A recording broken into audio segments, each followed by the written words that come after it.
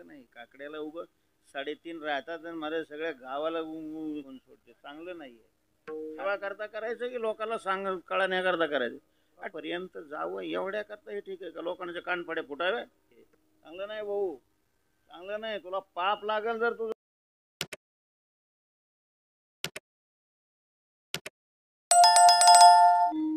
देवाच्या चिंतनात काळ जाईल तो काळ धन्य, तेवढाच आपल्या कामातला काळ आहे. चिंतने सरे तो धन्य धन्य काळ. चिंतनात, म्हणून चिंतन करतात त्यांना भाग्यवंत म्हणतात, चिंतन करतात त्यांना धन्य म्हटलेलं आहे. धन्य जगी तोची एक. कोण सोसायटीत निवडून येतो? व्यवहार आहे ते, त्या गोष्टी कराव्या लागतात, होत असतात. धन्यतेचा भाग्याचा अजिबात सुतराम संबंध नाही. कदाचित एखाद्याचं पापही, कारण ते केल्यामुळे जर तो वाम मार्गाला लागत असेल तर तो निवडून येणं हे त्याच्या पापाचं फल आहे. समजा विठ्ठल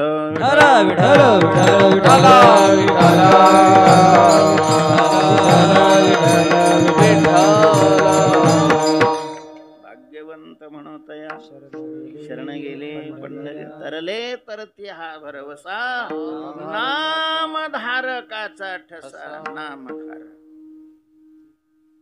नामधारक म्हणून मी पहिले स्वतःची दया येत असेल तर नामचिंतन करा महाराज. आणि नामचिंतन, नाम घेत असताना आपण धन अशा प्रकारचं जमा करतोय ही धारणा असू द्या. नाम घेणं हे नुसतं धन नाही, ते महाधन आहे. परमार्थ महाधन जोडी देवाचे चरण, अवयाद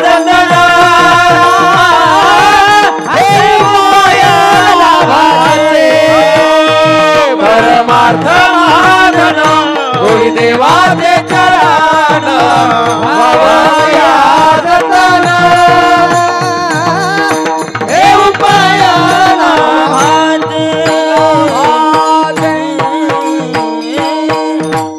परमार्थ शब्दाचा अर्थ आहे काळ सारावा चिंतने, एकांतवासी गंगा स्नाने.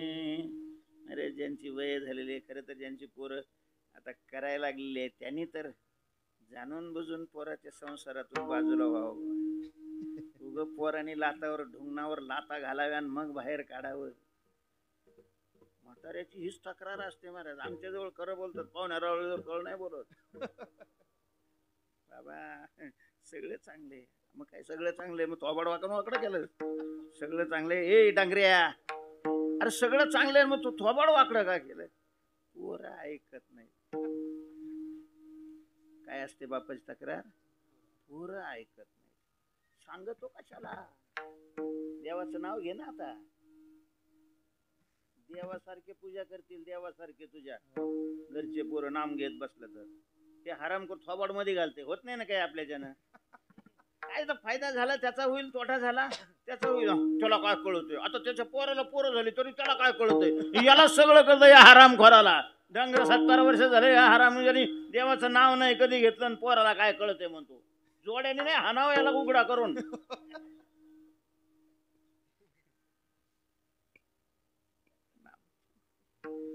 नामचिंतन घ्या. माय म्हणले हो तुम्हाला हात जोडून विनंती आहे, नामस्मरण करा. त्याला पैसा लागत नाही, त्याला अमक्याच वेळेला केलं पाहिजे असं काही नाही. आंघोळ करताना करा, बिना आंघोळीचं करा, चालता चालता करता येतं, बसता बसता करता येतं, झोपताना करता येतं, कधीही करता येतं. महाराज देवाची आठवण, नामचिंतन करा. हा लाभ आहे, लाभ आहे. आणि तुमच्या बरोबर हेच येणार आहे. लय मोठी चांगली माडी बांधली तरी जाळणार सुद्धा नाही तुम्हाला त्याच्यात. आणि तुम्ही मेल्यावर समजा साप झाले पुन्हा माय माडे म्हणून जर घुसायला लागले ना, नाही तोंड ठेसलं तर बघा मला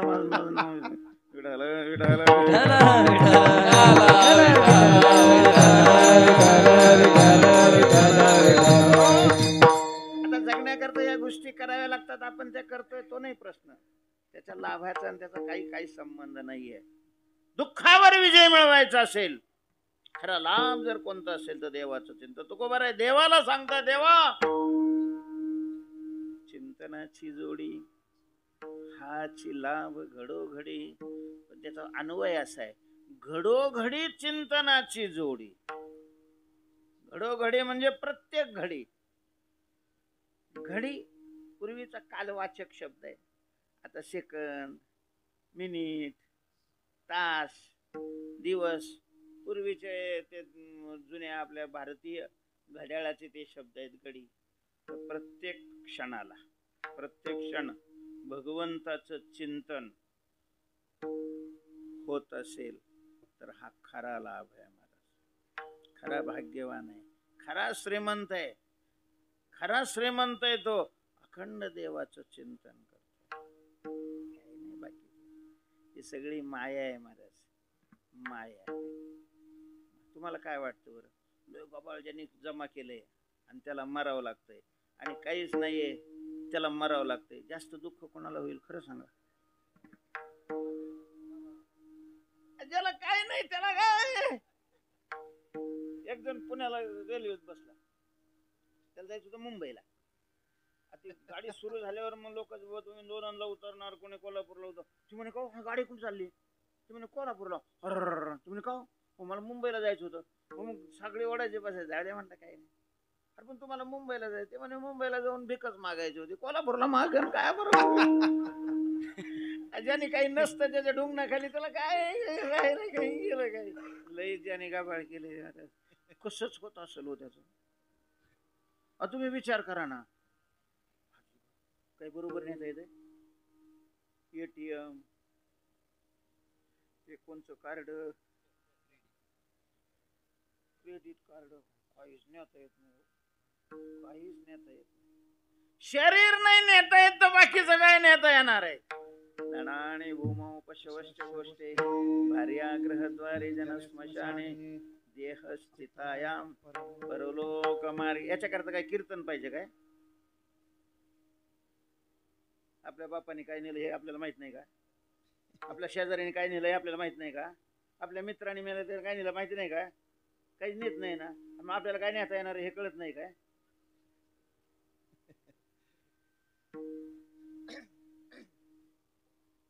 मग असं का होतंय? तेच ना, वर्तमानाचाच विचार करतोय ना आम्ही. आम्हाला परिणामाकडे नजरच कुठं जाते? वर्तमानातच आम्ही जगतोय. वर्तमान परिणाम मोठा असतो, वर्तमान छोट आहे. वर्तमान छोट आहे. म्हणजे शेतकऱ्याने जर शेंगदाणे खात बसला आणि पेरलेच नाही,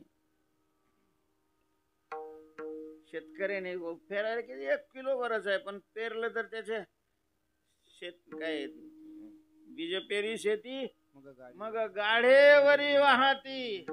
आणि त्या अवस्थेत जर त्याने खाऊन टाकले तेव्हा ते बरं होईल. पण नंतर भविष्य अंधकारमय होईल, अंधकार. तेव्हा चिंतनाची जोडी. तुकोबारे म्हणतात, देवा ओ पांडुरंगा इकडे लक्ष द्या. तुमचं चिंतन घडोघडी होणं हा खरा जीवनातला लाभ आहे. चिंतनाची जोडी हाची लाभ. पैसा मिळणं लाभ नाही, सत्ता मिळणं लाभ नाही, बाकीच्या गोष्टी काहीही मिळणं लाभात बसत नाही, कारण त्याचा परिणाम चांगला नाही. देवाचं चिंतन होणं हा लाभ आहे महाराज. ज्यांनी चिंतन केलं ते हसत गेले, त्यांनी पैसे कमवले, त्यांचं थोबाड बघा कसे होतात त्याचे वर जाताना. अरे आमच्यात आपण पुण्यतिथी साजरी करतोय. जोग महाराज मरायच्या वेळेला मला आळंदीला घेऊन घासवल्या धर्मशाळेत उत्तरेकडे तोंड करून बसले. सगळे आले, सगळे सोन्या जातो असं म्हणून डोळे झाकले आणि देह सोडला. शरीर खोळ आहे, खोळ. शरीर आपण नाही, खोळ आहे. आणि ती सोडताना आनंदाने सोडली पाहिजे. जीवनात चांगलं केलं तर सोडताना आनंदाने सोडी. जीवन सगळं अंधकारात घालवलं असं कसं सोडताना आनंदात सोडी. तेव्हा चिंतनाची जोडी, भगवंताचं चिंतन. विठ्ठल विठ्ठल विठ्ठल विठ्ठल विठ्ठल विठ्ठल विठ्ठल. असं म्हणत असताना जसं काही 500च्या नोटा अशा प्रकारच्या आपण आपल्याकडे वळतोय असं वाटावं. हेची ज्याचे धन सदा हरीचे चिंतन. लोक म्हणतात का होतो विठ्ठल विठ्ठल म्हटल्यावर का होतं. तुकाराम महाराज म्हणतात हेल्या काय होत नाही हे काय न हे केले एका चिंतिता विठ्ठले एका चिंतिता विठ्ठले एका चिंतिता विठ्ठले काय न हे केले एका चिंतिता विठ्ठले एका चिंतिता विठ्ठले एका चिंतिता विठ्ठले काय न हे केले एका चिंतिता विठ्ठले एका चिंतिता विठ्ठले एका चिंतिता विठ्ठले काय न हे केले एका चिंतिता विठ्ठले एका चिंतिता विठ्ठले एका चिंतिता विठ्ठले एका विठ्ठले चिंतिता. एका विठ्ठलाचं चिंतन केलं. असं जगात कोणतं साधन आहे की जे केल्यासारखं होत नाही. आणि तुकोबारांनी नुसतं म्हटलंय असं नाही, स्वतःच्या जीवनामध्ये प्रत्यक्ष आचरण करून ते जगाला दाखवलं. तुकोबारांचं चरित्र गणपती बाबांनी लिहिलेलं आहे. ते चरित्रात तुकाराम महाराज कुठं संस्थेत कुठं अभ्यासाला गेले काशीला गेले असं कुठंच नाही. 12व्या वर्षी तर लग्न झालं महाराज. 13व्या वर्षी संसार त्यांच्या गळ्यात पडला. पण तुकोबारांचे अभंग जर पाहिले ना, तुकोबारांचे अभंग पाहिले, भागवतातले श्लोकच न पारमेष्ठ्यम न महेंद्रधिष्णम न सार्वभौमम न रसाधिपत्यम परमेष्ठी पदा तुच्छमानदी. श्लोक आणि अभंग एकही अक्षर इकडं तिकडं नाही. रुच्याच्या रुच्या वेदाच्या रुच्या अभंगामध्ये अवतीर्ण झालेले आहेत. रामेश्वर भट्टाचं चित्त खवळलं होतं ते त्याच्यामुळंच खवळलं होतं. आपल्याला काही वाटत नाही कारण आपल्याला माहितीच नाही वेदाच्या रुच्याचा काय अर्थ आहे ते. पण त्यांनी वेदाचं अध्ययन केलेलं होतं. त्या काळाची मान्यता ही होती की वेद हा प्राकृत मध्ये बोलू नये, प्राकृत लोकांनी ऐकू नये. आणि तुकाराम महाराजांचे अभंग तर कुणी तिलीन तांबुळीन लोहारण सगळ्याच्या डोक्यात तुका म्हणेन त्याच्यात सगळा काय आहे वेदच भरलेला आहे. वेद. आणि सर्वसामान्य माणसं अशा प्रकारचे बोलतात म्हणून त्याचं ते पित्त खवळलेलं. मग जे शिकलेच नाही वेद महाराज, जे शिकले त्यांनाही अर्थ कळत नाही. ज्यांना अर्थ कळतो त्यांना बोलता येत नाही, आणि ज्यांना बोलता येतं त्यांना रे बामणाने मंत्र भिंत्र म्हणतं त्यांना अर्थ नाही कळत. किती काय मंगळाचे सगळ्यात चुकीचे म्हणते, अर्थ नाही, अर्थदृष्टी नसते. ठीक आहे म्हणता आलं तरी अर्थाची नजर नाही राहत. ज्यांना अर्थाची नजर असते त्यांना म्हणता नाही येत, कारण ते म्हणत असताना दत्त उदात्त स्वरित ते कोणत्या स्वराच्या वेळेला हात वर करायचा कोणत्या वेळेला, कारण त्याचा स्वर जरी चुकला तरी अर्थाचा काय होऊन जातो अनर्थ होऊन जातो. आणि त्या सगळा वेद तुकोबारांच्या गाथ्यात आलेला आहे. चहुवेदाचे केले शिविवरण. तुकाराम महाराज शिकलेच नाही तर तुकाराम महाराजांना वेद कळाला कसं काय. वेद नाही शिकले पण नामचिंतन केलं महाराज. वेद नाही शिकले पण नामचिंतन केलं. आणि मग न कळे ते कळो येईल उगले नामे या विठ्ठले एकाचे. तुकाराम महाराजांच्या नामचिंतनाने कसा फायदा तुकोबारांना झाला. अनेक उदाहरणे त्यांच्या चरित्रातली. आता मला एक सांगतो. कोंडोबा नावाचा त्यांचा एक टाळकरी होता, पक्वाजच होता, तरुण होता. तुकोबारांनी एक दिवशी सांगितलं की जवळ हे सगळं सिद्ध आहे, हात चालाव्या तवती आपले सहित तीर्थयात्रे जायच चुकू नको. त्याला म्हटलं आपण तरणीसाठी तुकोबाराय म्हणतात जाऊ तीर्थयात्रेला. पूर्वी तीर्थयात्रा पायी करत होती, 12-12 वर्ष लागायची. तीर्थयात्रेला जायचं तर पैसा पाहिजे ना. तीर्थात गेल्यानंतर तिथला विधी वगैरे फुकट थोडी होतो. पैसे लागतात, परिस्थिती गरीब आहे. तुकोबारांच्याकडे महाराज मला तीर्थयात्रेला जायची, अरे इच्छा, वा वा जरूर जा, पण महाराज परिस्थिती काळजी करू नको. तीर्थयात्रेला तुला जे काही लागल त्याची मदत मी करतो, पण तीर्थयात्रेला बायकोला लुगडं घ्यायला नाही. तीर्थयात्रेला तुला कमी नाही पैशाची पडू देणार. पुन्हा परत आलं की माझे मला परत द्यायचं. बरोबर, मला तीर्थयात्राच करायची म्हणून. तुकाराम महाराजांनी खडा घेतला, त्याच्या हातावर ठेवला, हातावर ठेवला, त्याचा होन तयार झाला.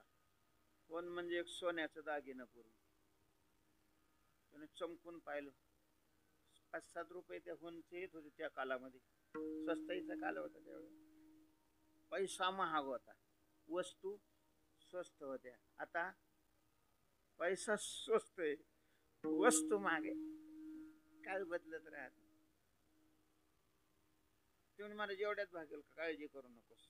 मोडला एक पैकीच्यात टाकायची, बाकीचा खर्च करायचा. सगळा खर्च झाल्यानंतर मग त्याला हात लावायचा. त्यांनी सामान आणलं, एक पैकीच्यात टाकली, सगळं पैसे खर्चले, खिशात घातलं, पुन्हा होऊन तयार. अख्खी तीर्थयात्रा करून आला, अख्खी तीर्थयात्रा.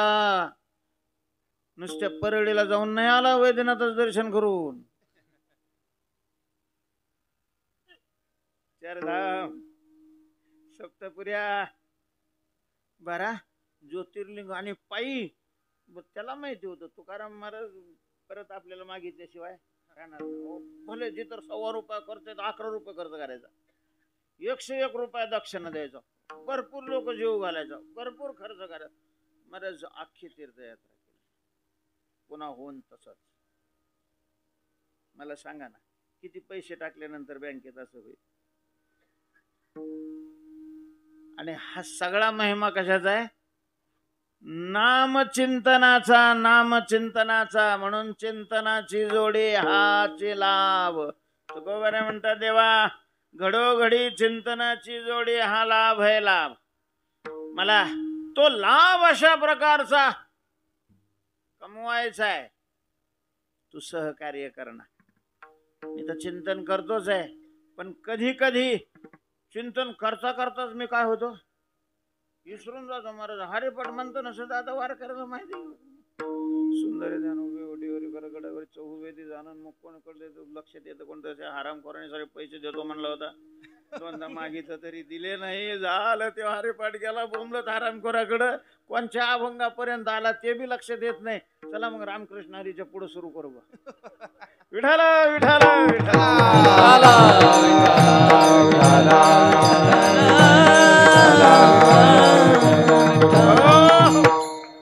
तुकोबारे म्हणतात, देवा तुझं सतत चिंतन होणं हा खरा लाभ आहे.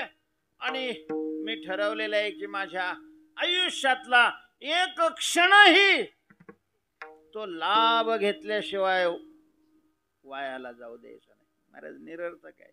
भगवंताचं नाम न घेता जे आपलं आयुष्य गेलं ते फुकट गेलेलं आहे, व्यर्थ अशा प्रकारचं गेलेलं आहे, निरर्थक अशा प्रकारचं गेलेलं आहे. बस माझी मागणी ही आहे की हा जो विवेक मला माझ्या चित्तामध्ये आज जागा आहे तो सतत राहायला पाहिजे. याकरता तुम्ही काय करा? तुम्ही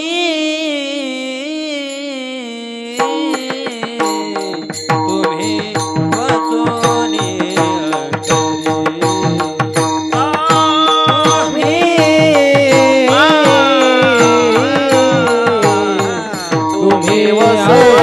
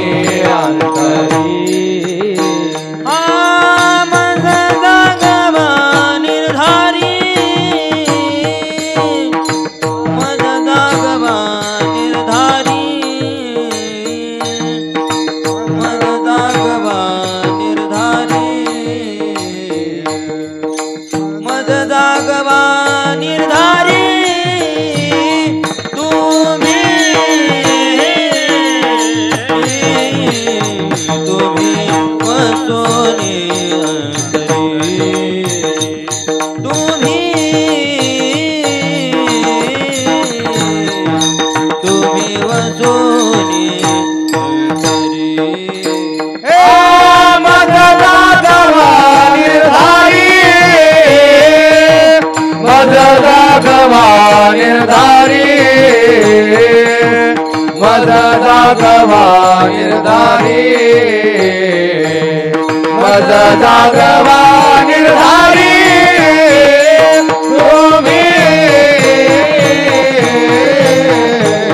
तुम्ही वसोने अंतरी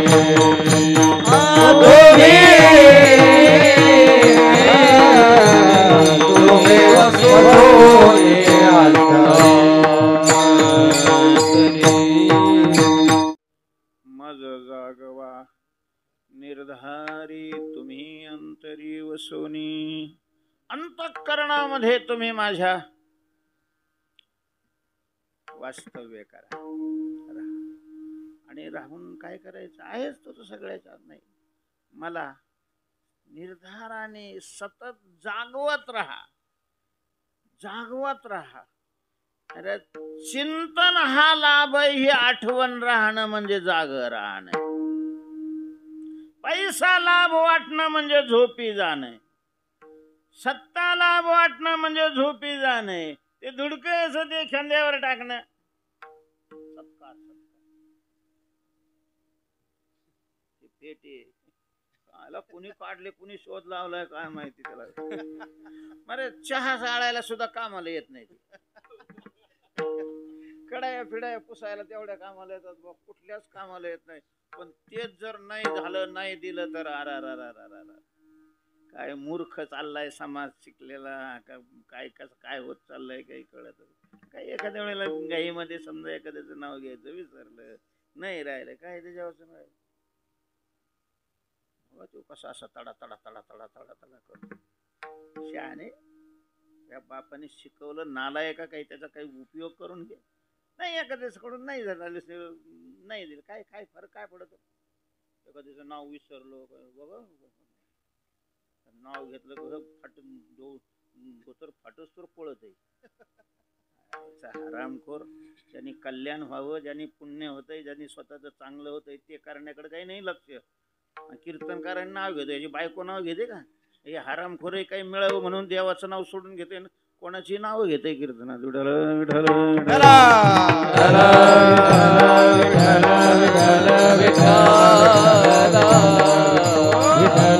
कीर्तनकारांनी स्वतः देवाची नाव घ्यावी नाव घ्यावं सगळ्याला देवाचं नाव घ्यायला लावावं ना त्याला ह्याचा जर देवावर विश्वास नाही लोकांचं कसं बसल सांगा ना बोल नाही तुझ्या दातृत्वपणाशी आम्ही अविश्वासी सर जाऊ द्या आता तुम्ही वसुनी अंतरी तुकोबारे देवाला म्हणता देवा तुम्ही माझ्या अंतःकरणात बसा आणि मला सतत जागा ठेवा सतत असं टोचा देवाला विसरणं देवाला आठवणं लाभ आहे देवाला आठवणं लाभ आहे मी सतत देवाला आठवे ना मला लाभ अशा प्रकारचा होत राहील एखाद्या वेळेला समजा माझं मन देवाला विसरून दुसऱ्या कोणत्या विषयाकडे निघालं म्हणजे माणसं म्हणतं का माझं मन इकडे गेलं माझं मन तिकडे गेलो माझं मन पंढरपुरात गेलं की घरी आलं की पंढरपुरात गेलं म्हणतो का नाही शुद्ध लाभाडी आहे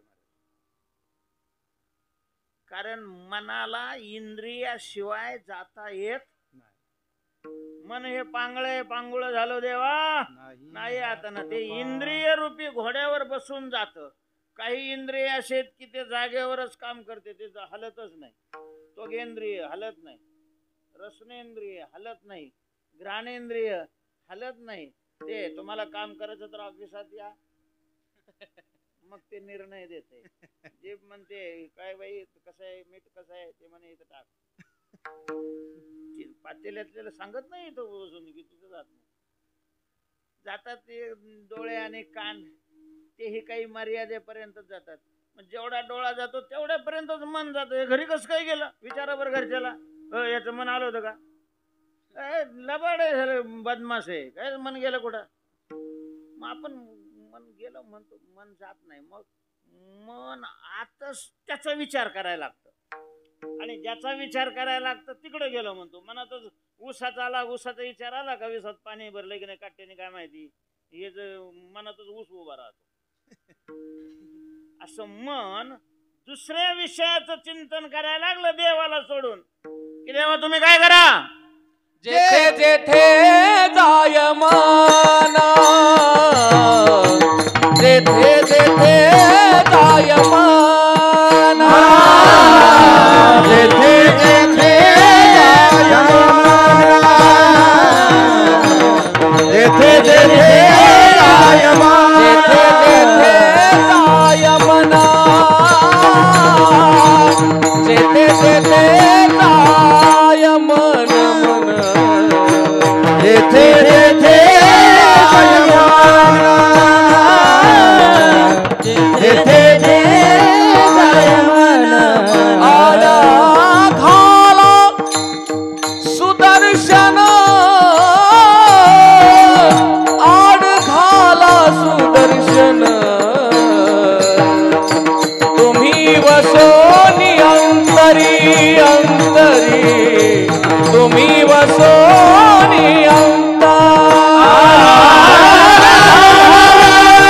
सुदर्शन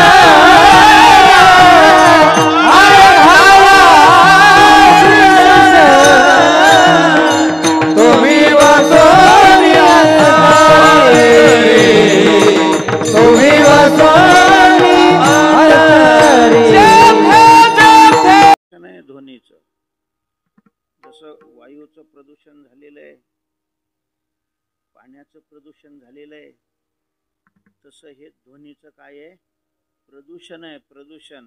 आणि ह्या देवाधर्माच्या नावाखाली हे आपण करतोय. चांगलं नाहीये, चांगलं नाही. काकड्याला उग 3:30 राहतात आणि मला सगळ्या गावाला जागून सोडते. चांगलं नाहीये. हरामखोरा देवा करता करायचं की लोकांना कळण्याकरता करायचं. ठीक आहे, आता इथं नाही स्पीकर लावला तर तिथपर्यंत आवाज नाही जाणार. वनणाराचं लोकांपर्यंत जावं एवढ्या करता हे ठीक आहे का? लोकांचे कानफडे फुटावे त्याच्याकरता हे काय आवाज? चांगलं नाहीये, चांगलं नाही भाऊ, चांगलं नाही. तुला पाप लागेल जर तुझं जास्त हे करत. सावध, हे तुझ्या स्तुती नाही का? लक्षात ठेव, लक्षात ठेव. विठ्ठल विठ्ठल विठ्ठल विठ्ठल विठ्ठल विठ्ठल कुंडली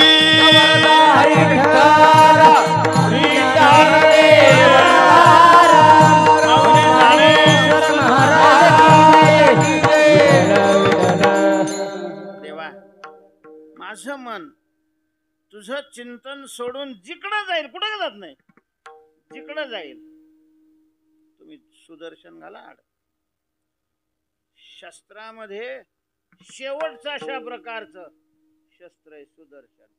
त्याला तोडच नाही, त्याला तोड अशा प्रकारचे नाही. सुदर्शन पाहिलं की घाबरलं पाहिजे, नाही तर तोडून नाश करून टाका त्या मनाचा. जेथे जेथे जाय मन आड घाला. सुदर्शन, सुदर्शन शब्दाचा दुसरा एक अर्थ आहे. चक्राचं नावही सुदर्शन आहे. दुसरा अर्थ आहे चांगलं दर्शन. देवाचं स्वरूप हे सगळ्यात चांगलं दर्शन आहे. महाराज, मन सुद्धा देवाने जर दर्शन दिला ना, मन हलतच नाही. आता कुठे धावे मन तुझे चरण देखलिया, भाग गेला शिन गेला, नाही का? तुझ पाता समोरी सुटी न फिरे माघारी, माघारी सुटी न फिरे माघारी, सृष्टी न फिरे माघारी. पाहता समोरी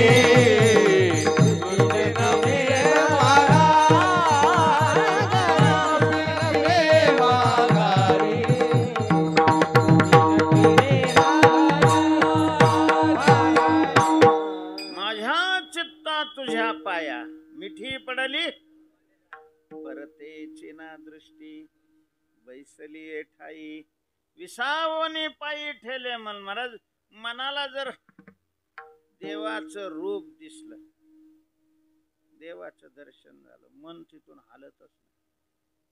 मन उन्मन अशा प्रकारचं होऊन जात. उन्मन होतं तेव्हा माझं जिकडं मन जाईल तिकडे तुम्ही तुमचं रूप दाखवा. जेथे जेथे देखी तुझीच पाऊले, त्रिभुवन संतले विठ्ठला गा. तेव्हा तुम्ही वसूनी अंतरी देवा ही जर मागणी तू माझी पूर्ण केली तर मी आनंदाने तुझ्या पुढे निर्लज्ज होऊन नाचेन. का म्हणे भोजे मग मी नाचेन निर्लज्ज विठोबा रखुमाई.